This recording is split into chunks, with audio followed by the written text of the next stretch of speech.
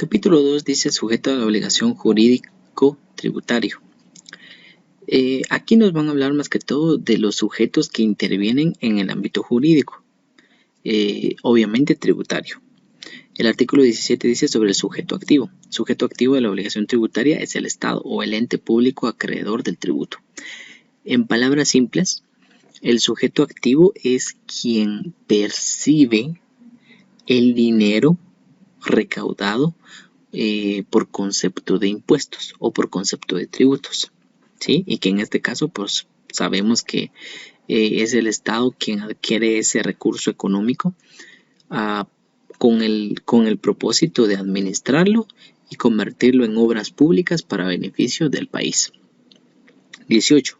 Sujeto pasivo de la obligación tributaria.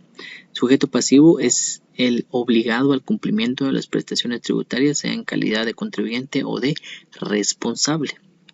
O sea que el sujeto pasivo va a ser el quien tenga la obligación de pagar el impuesto. Y el sujeto activo es quien tiene el derecho de cobrar dicho impuesto. ¿Sí? Entonces esa es la relación, ¿de acuerdo? Sujeto activo es quien recibe el impuesto y el sujeto pasivo es quien debe de pagar el impuesto. Aquí en el artículo 19 dice las funciones de la administración tributaria.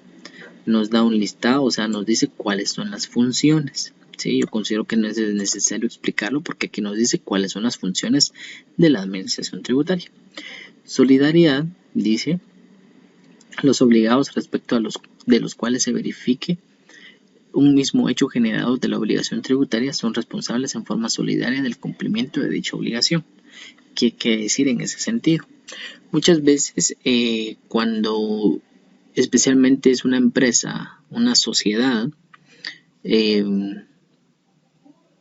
los socios pues se hacen responsables del pago de los impuestos, no solamente un dueño, porque obviamente si fuese una empresa individual, entonces el dueño es que tendría la obligación, ¿verdad? Pero cuando es más de uno, si son dos, serían los dos quienes tendrían la obligación.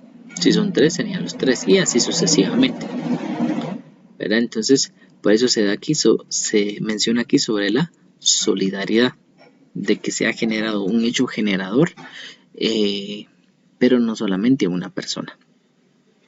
¿Sí? Después dice, en los demás casos, la solidaridad debe ser establecida expresamente por la ley. En materia tributaria se aplicarán las normas que sobre la solidaridad establece el derecho común y además las disposiciones especiales siguientes. Dice, 1. El cumplimiento de las obligaciones puede ser exigido total o parcialmente, o cualquiera de los obligados a elección del sujeto activo, salvo lo dispuesto para los obligados por deuda ajena en el artículo 25 de este código. Vamos a verlo más adelante. Dice, el cumplimiento total de la obligación de uno de los obligados libera a los demás. No voy a leer todo porque si no se nos va el tiempo. ¿Qué es lo que quiere decir acá? Que en este caso, cuando se dice sobre la solidaridad, si más de una persona generan una obligación común, ¿verdad? O sea, de que se genera la obligación, pero la obligación es para las partes en el que están podríamos decir en dicho contrato, si lo vemos de esa manera, ¿sí? Entonces, la obligación es para todos. Pero ese hecho sobre la solidaridad, que uno de ellos pueda tener la responsabilidad de pagar toda la deuda, obviamente tributaria, ¿verdad? Entonces, al momento de hacer eso, por consiguiente, libera a los demás, ¿verdad? Porque ya fue pagado la totalidad, o si hubiese sido de esa forma, o quizás puede ser parcial, como dice aquí. Cuando se dice parcial, es como que se hiciera por pagos. El 21 dice obligado por deuda propia. Aquí, más que todo, se refiere cuando la entidad o la persona, especialmente la persona, genera un hecho generador, como dice aquí, el hecho generador de la obligación tributaria, ¿verdad? Hacemos que yo como persona, por ejemplo, voy a realizar alguna transacción comercial o algún acto comercial y para el efecto pues se genera un hecho generador de impuesto, ¿verdad? Entonces tengo la deuda, obligación de pagar el impuesto, ¿sí? Es lo que nos menciona aquí sobre los contribuyentes. Obligado por deuda propia. Situaciones especiales. Ok. Aquí sobre las situaciones especiales se refiere especialmente cuando otras personas se hacen cargos de alguna deuda. Por ejemplo, cuando dice aquí, cuando ocurra el hecho generador en las situaciones que adelante se enumeran, serán responsables del cumplimiento de las obligaciones tributarias formales y materiales los sujetos que en cada caso se indica. Aquí nos presenta algunos casos de quienes son los responsables del pago de la obligación tributaria. Por ejemplo, cuando hay fideicomisos, ¿quién se hace cargo? El fiduciario. Cuando es un contrato de participación, dice que se va a hacer responsable el gestor o el administrador. En este caso, con ese gestor, el administrador, ¿sí? Cuando es una copropiedad, pues los responsables son los copropietarios. Cuando es una sociedad, los socios. Cuando es una sociedad irregular, los socios. Cuando hay unas sucesiones de indivisas, dice que puede ser albacea, administrador o herederos. ¿Verdad? Muchas veces se da esto cuando alguien se hace cargo quizás de alguna empresa por diferente razón, ¿verdad? Estamos por algunas razones. O como bien dice aquí, los herederos, ¿verdad? Por ejemplo, un señor, ¿verdad? Tenga su empresa y da la casualidad que sufre algún accidente y muere. Para ello, pues los herederos, o sea, quizás pueden ser sus hijos, o si algún dado caso no lo estuviese, pues alguien más o el que él decida, ¿verdad? En el testamento. Entonces, los herederos serán responsables de esas obligaciones.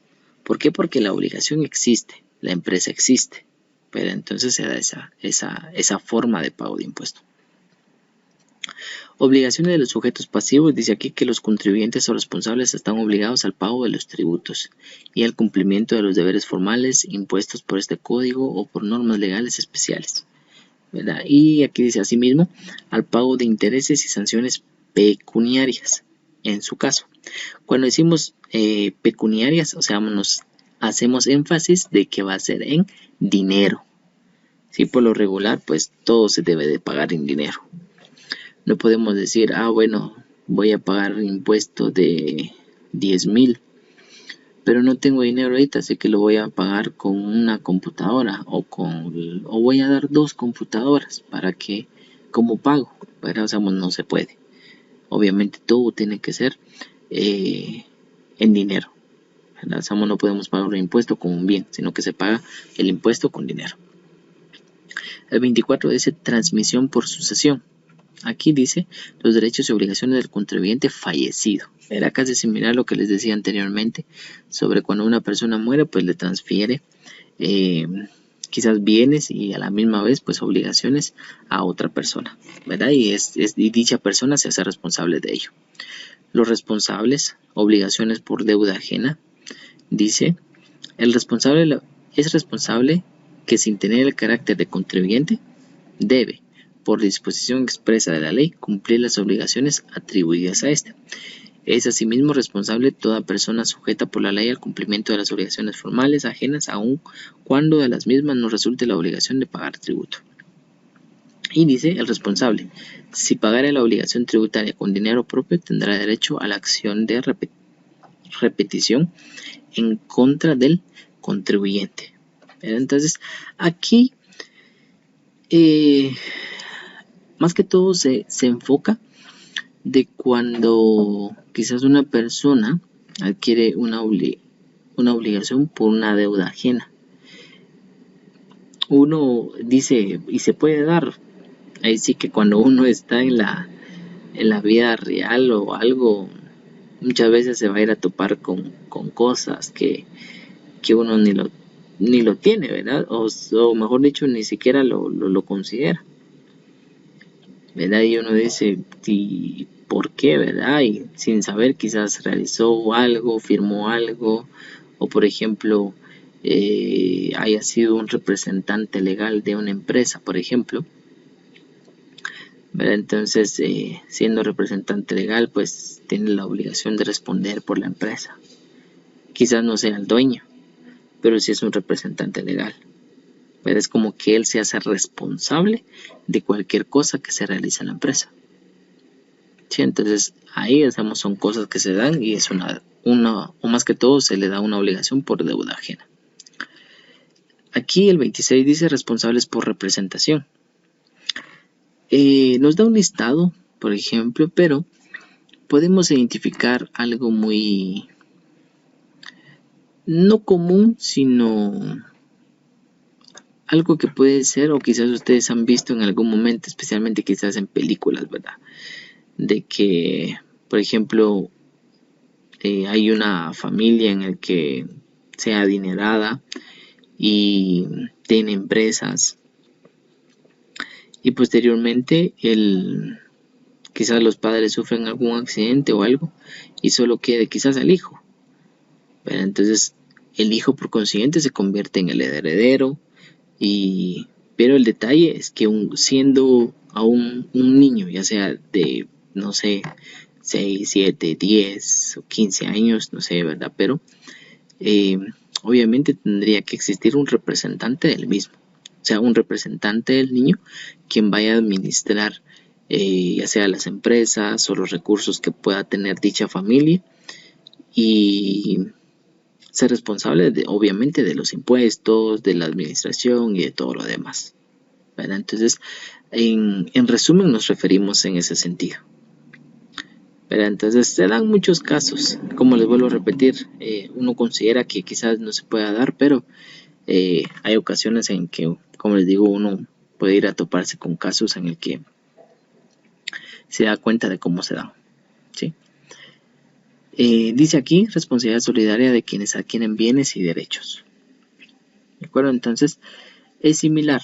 O sea, aquí estamos viendo especialmente sobre personas que son responsables, pero que quizás no es porque directamente hayan generado ellos mismos dicho impuesto, sino por algo que se haya, alguna actividad adicional o una actividad que no estaban en sus manos, ¿verdad? O sea, en el sentido de que no lo tenían contemplado en ese sentido, pero se convirtieron en responsables para pagar el impuesto.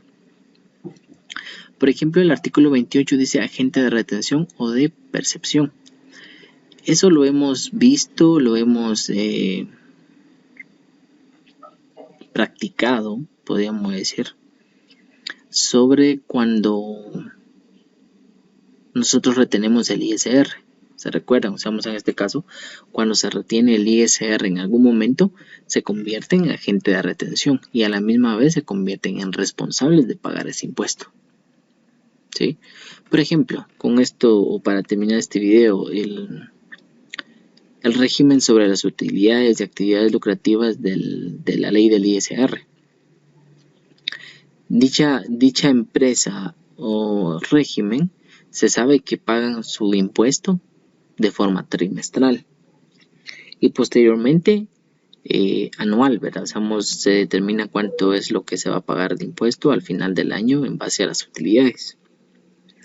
Pero a pesar de que hace pagos trimestrales y anual, ¿verdad? Dependiendo, también tendría que pagar el ISR mensual, pero no es por su propio, porque sea su propio dinero o por sus bienes o algo así, no, sino simplemente porque tuvo que retener el ISR a otras empresas.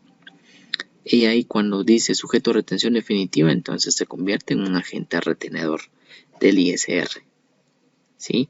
Entonces al momento de retener el ISR se convierte en responsable de pagar dicho impuesto, ¿verdad? Ante la administración tributaria. De lo contrario, pues obviamente le generaría mora o multa, ¿verdad? Porque es un dinero que no le pertenece, sino que le pertenece a la administración tributaria.